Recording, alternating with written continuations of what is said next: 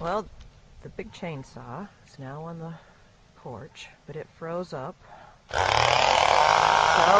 down to the little saw for right now. And here we go, maybe.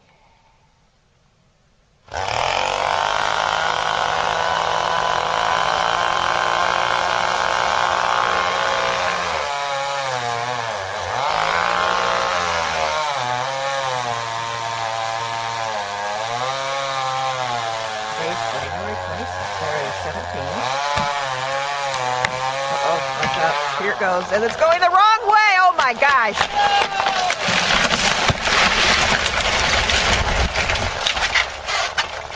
Well, I don't think I got that, but that was not good at all. We just took out half the house.